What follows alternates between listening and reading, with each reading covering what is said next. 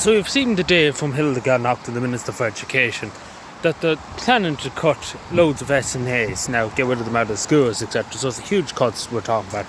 We don't know how many, we still don't know as we're recording this video. We don't know, we know there's going to be cuts, but we don't know how many. But it's definitely going to probably be substantial. And there's definitely going to be a lot of schools going to lose their S&As. And particularly for young people, and we hear Simon Howard saying about protecting young people online. Well, this is not helping young people, let's be fair, because the majority of these people have special needs, have autism, have ADHD, have other learning difficulties. And the state is pretty much like in secondary school. This is for secondary school and national schools now. The state is pretty much like, fuck you. That's like, quite literally, they seem to hate people with special needs.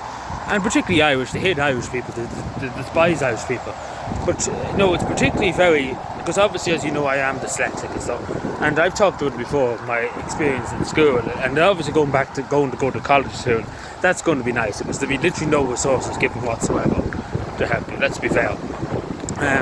But it's worrying to see, because I know myself, somebody that's dyslexic, etc. And I don't blame the schools, it's the state that's the problem. Because they're able to throw money at bicycle sheds, and they say there's no money. That's pretty much their explanation, because there's no really excuse. The country's doing very well.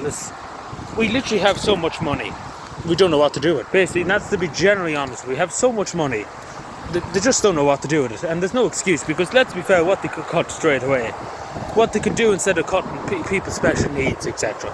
They can go and cut the politicians.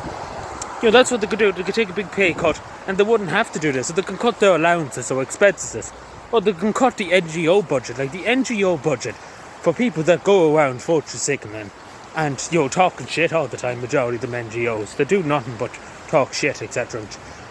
Undermine this country, undermine the people of this country, undermine the sovereignty of this country. That we give them $6 billion a year. If we take away $1 billion or so, or maybe $2 billion, we don't have to take away everything off them. Not yet. Eventually we'll do that, but what I'm trying to say is there's money, but they're spending it on stupid fucking shit. Like, let's be fair, our young people, particularly with autism, dyslexia. Now, I didn't have great, obviously people who were years ago wouldn't have had a great, but I didn't have a great in secondary school. I was able to go to school, etc. But, I didn't have enough time and enough attention given, to help me, etc. in special needs, because that's what young people need, particularly with additional needs. They need time, they need extra help, because it's difficult, it's not easy, especially nowadays.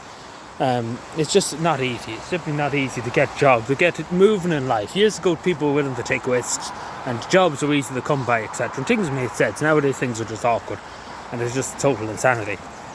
But going back to my point, it is because, particularly when they're young, I see so many young children with autism, etc. And with dyslexia, people like myself, when they're young and in the national school. And it's so important to give them confidence, above all else, to give them confidence that they can do better than anybody else. And, giving them that extra bit of help to get them there, to get them there in terms of writing, spelling, etc. Because it is important, especially it's crucial, particularly their first few years at school, at national school. It's crucial, because what happened to me in national school, I didn't get much help to take, for example, my spelling and my grammar and stuff, when I was very young and counting and stuff, and I was held back a year. And I don't blame the school, because the school basically didn't have any resources to deal with it. And to be totally honest, they probably didn't really deal with people with dyslexia before. It wasn't totally understood too. And I suppose the teachers that were there didn't totally understand too my needs, etc. And I don't mean to say, poor me and that, But it is important, because people, not everybody's the same. And some people learn differently, and some people are different, and that's what makes people unique. But it is really disturbing to see that the Irish state would do something like this. Because they can cut, like there's people coming here and they're getting free everything, free houses, free this, free the other. They can easily cut that to save a bit of money if they need to.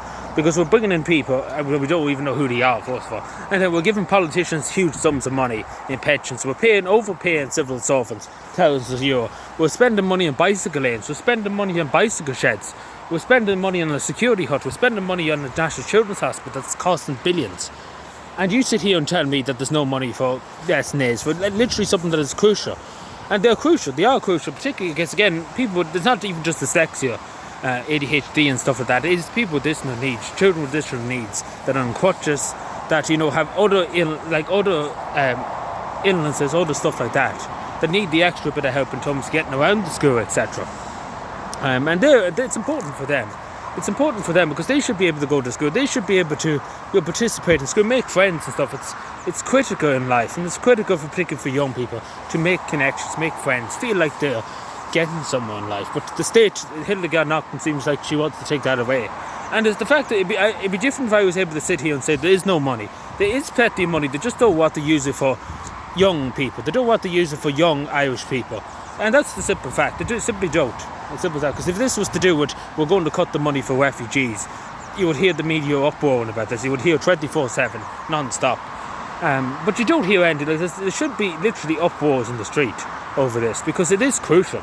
Because these people are so valued in our society. These people are very special in our society. They're very valued members. And they're important to our society because they are unique. They are different. And, I'm speaking just as myself. And it's good to be different, of course. It's good to be different. It's good to have different, because we can't be all the same. If we were all the same and agreed on everything, it'd be a very sad world. But I do think it's very crucial. And it's something that I'm going to kick up holy hell about. But it's not right. Simply not right. And especially when you hear this bollocks Simon Howells, excuse my language. But that's what he is. He's a bollocks. He couldn't be any more than a bollocks. But especially when you hear this bollocks Simon Howells talking about, we want to protect young people online, etc.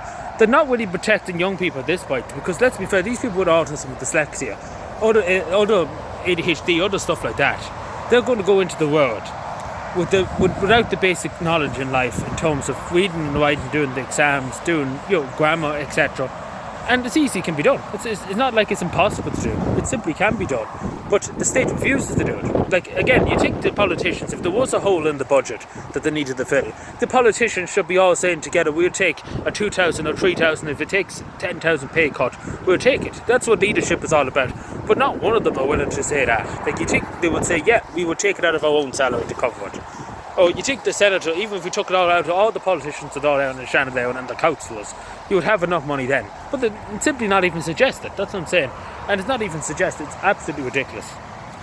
But it's just, we are a failed state. Like, we have to be honest with when we're here.